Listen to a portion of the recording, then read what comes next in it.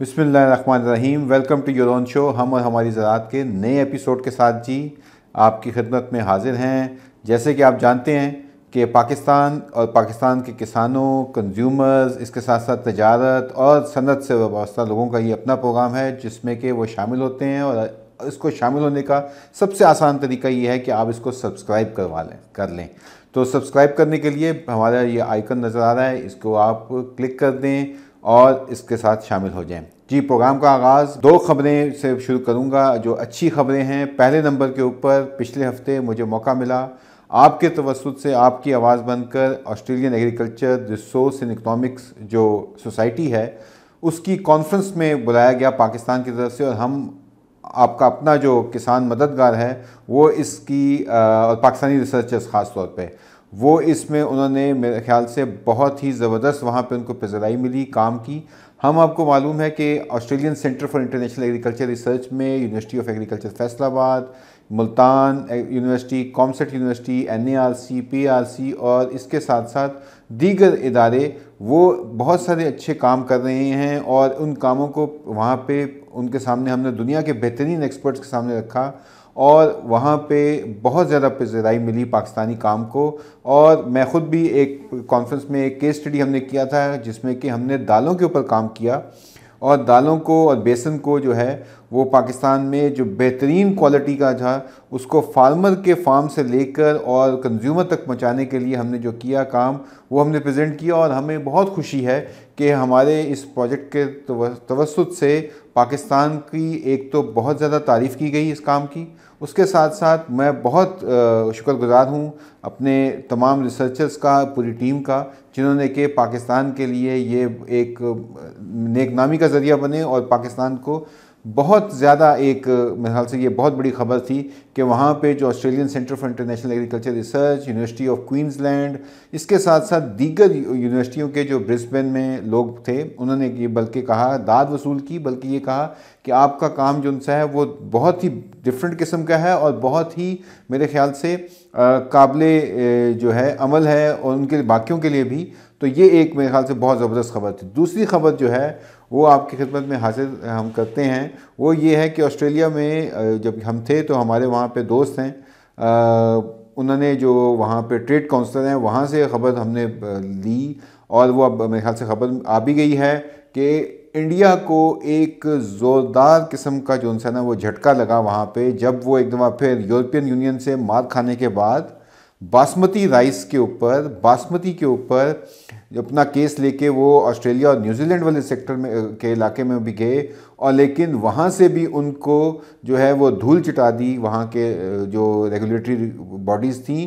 क्योंकि उन्होंने कहा जी कि ये आपका नहीं बल्कि ये पाकिस्तान का ये वैरायटी है और पाकिस्तान के नाम के ऊपर ही हम इसकी टैगिंग करते हैं। तो ये एक बहुत बड़ी ख़बर है, बहुत ज़बरदस्त ख़बर है जो कि पाकिस्तान के तमाम किसान, पाकिस्तान की मेरे ख्याल से हुकूमत और इसके साथ साथ मुतल्लिका इदारे और मेरे ख्याल से जहाँ वो जो वहाँ पे ट्रेड काउंसलर साहब हैं कमर ज़मान साहब, उनके भी बहुत सिडनी में उन्होंने बहुत ज़्यादा उनकी टीम ने काम किया इसके ऊपर। तो मेरे ख्याल से उनके लिए ये एक बहुत बड़ी पाकिस्तान के लिए अच्छी ख़बर है। लेकिन इसके साथ साथ क्यों ऐसा हुआ, थोड़ी सी तारीख़ में जाते हैं।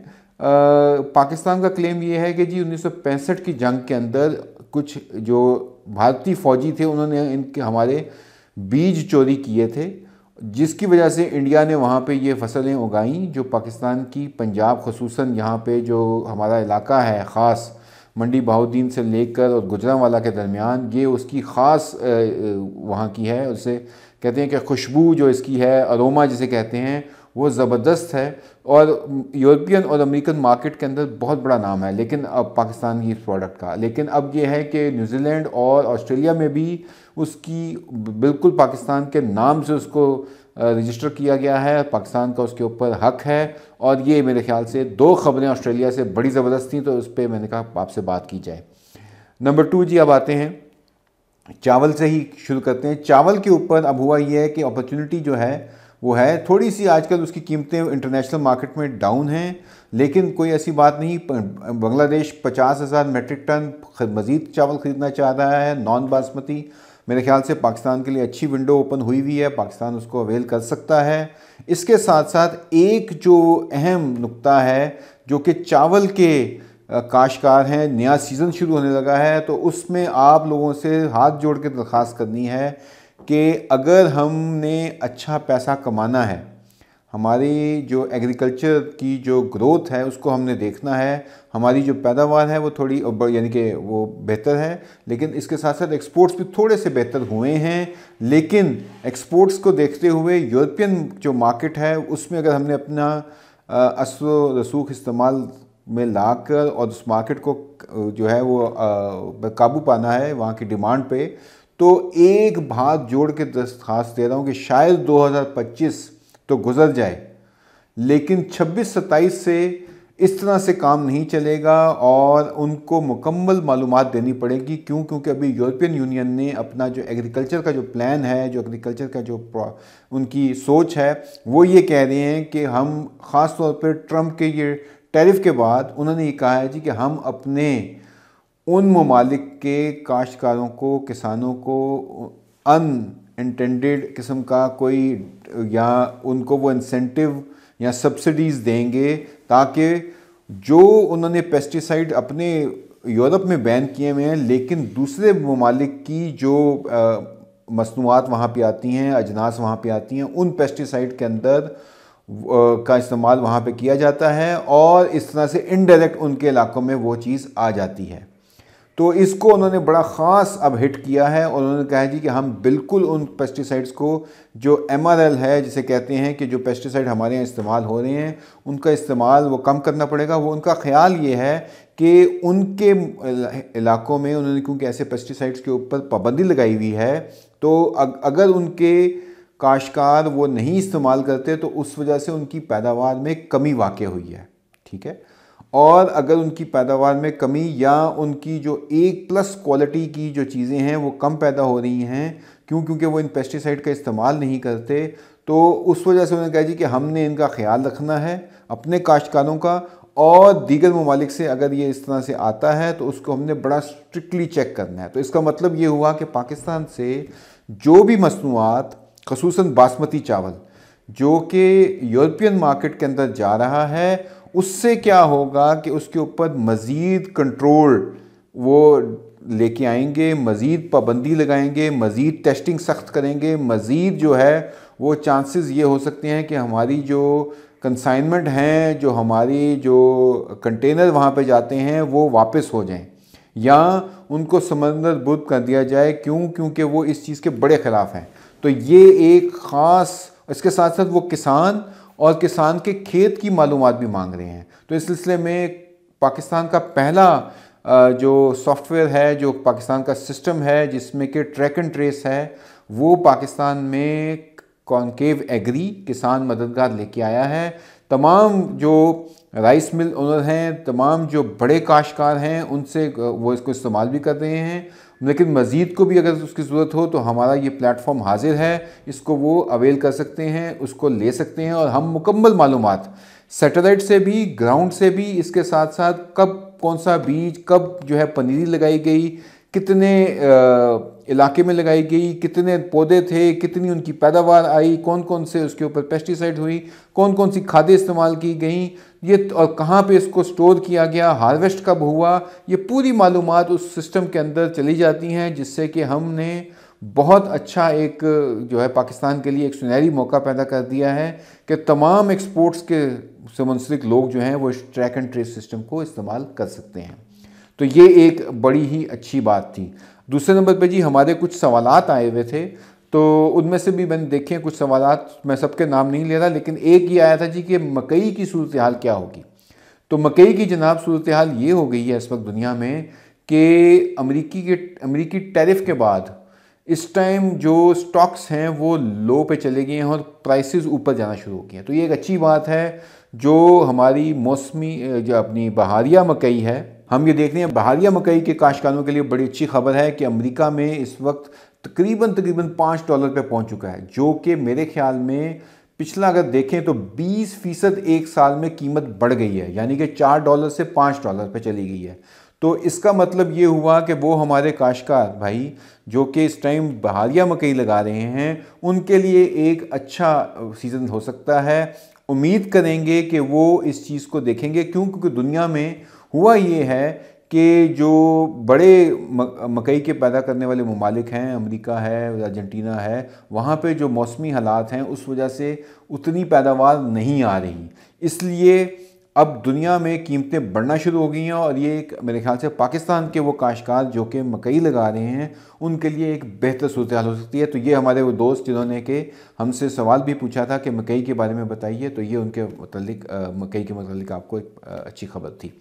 लास्ट में जी बात करते हैं, वो बात आलू के रेट बड़े अच्छे जा रहे हैं, मेरे ख्याल से अच्छी पैदावार है। अभी बारिशें भी हो गई हैं, पहले तो मेरे ख्याल से बारिशों की वजह से जो हमारी वीट के ऊपर जो हालात ख़राब थे, तो अल्लाह ताला का लाख लाख शुक्र है कि अब कोई नाइट्रोजन की कमी, कोई मेरे ख्याल से जो नाइट्रोजन चाहिए थी पौधों को, वो अब देर आए दुरुस्त आए। उम्मीद है कि बेहतरी की तरफ जाएंगी चीज़ें इस बारिश की बदौलत। लेकिन हमें हमारे कॉल सेंटर पे ये भी मालूमात हमें दी गई हैं, हमारे किसानों ने हमें ये पूछा है कि जो कुछ लोगों की गंदम गिर भी गई है, तो इस बारिश की बिना पर और ये तूफ़ान की बिना पर कुछ लोगों की गिरी है। अल्लाह ताला उनके नुकसान का अज़ाला करे, ये दुआ है। आखिर में जी बात करते हैं आगे, एक अहम जो फसल जो हमारे पास आ रही है वो फसल कौन सी है, वो है अगर आप देखें तो ऑयल सीड, यानी कि जो तेलदार अजनास हैं। इस वक्त सिचुएशन ये हो गई है कि मलेशिया में जो नवंबर में बारिशें हुई थीं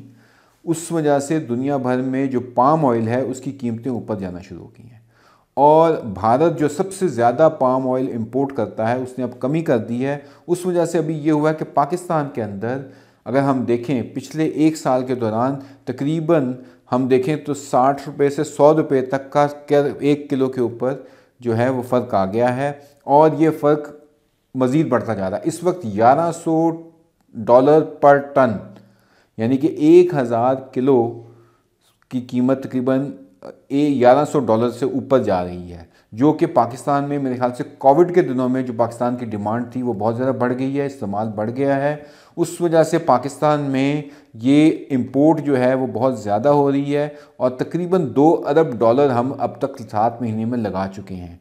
तो ये एक अहम नुक्ता है, क्योंकि अब जो हमारी तेलदार अजनास यानी कि जिसमें हमने कैनोला, सरसों, हमारा सनफ्लावर, ये अब उनकी सीज़न आ रहा है। उन मसनूआत उनकी कटाई जो उनसी है वो होगी, मार्च अप्रैल से शुरू हो जाएगी।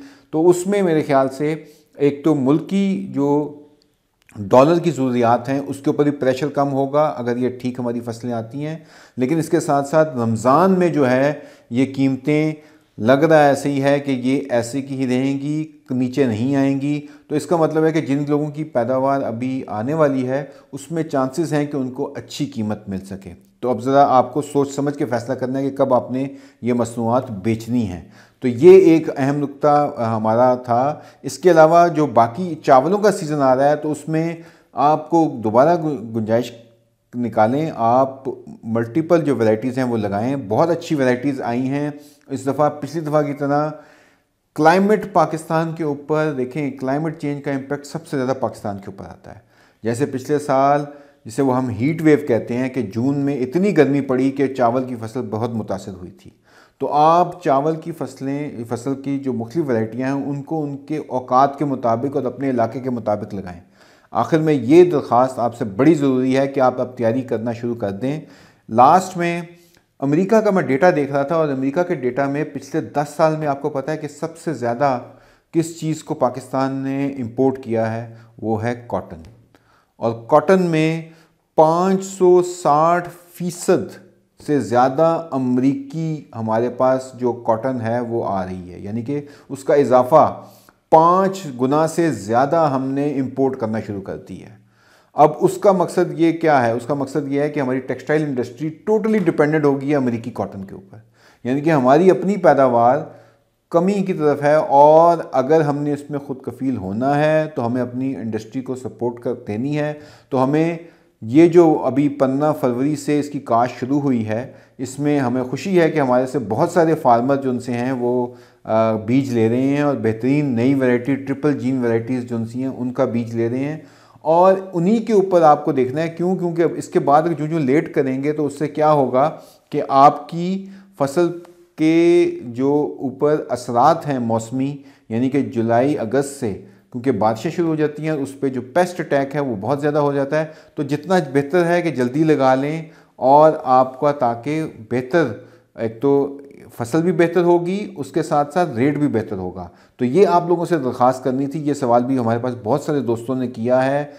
उम्मीद है कि आज के प्रोग्राम में आपको ये जो खुशखबरियाँ मिली हैं इस तरह की मिलती रहें। हमारी दुआ है आपको अपना सवाल, आपकी कोई भी तजवीज़ हो, आपकी कोई भी हमारे ऊपर अगर तनकीद भी करना चाहें तो ज़रूर हमारे इस प्रोग्राम में अपनी राय का ज़रूर इजहार कीजिए।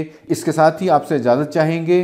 इंशाल्लाह अगले हफ्ते फिर मुलाकात होगी आप लोगों से, लेकिन अपना और अपने गिरदोनवा लोगों का ज़रूर ख्याल रखिए। क्योंकि इस वक्त मेरे ख्याल से अब रमज़ान का महीना करीब आ रहा है। जितनी अभी हमें अपनी यकजहती और इत्तेफाक की ज़रूरत है, इसको मेरे ख्याल से रहना चाहिए। इंशाल्लाह अगले हफ्ते फिर आपसे मुलाकात होगी। अपने सवालात और अपने तजावीज़ को ज़रूर भेजिए हमारे किसान मददगार के प्लेटफॉर्म के ऊपर। यह आपका अपना प्लेटफॉर्म है। अस्सलाम वालेकुम।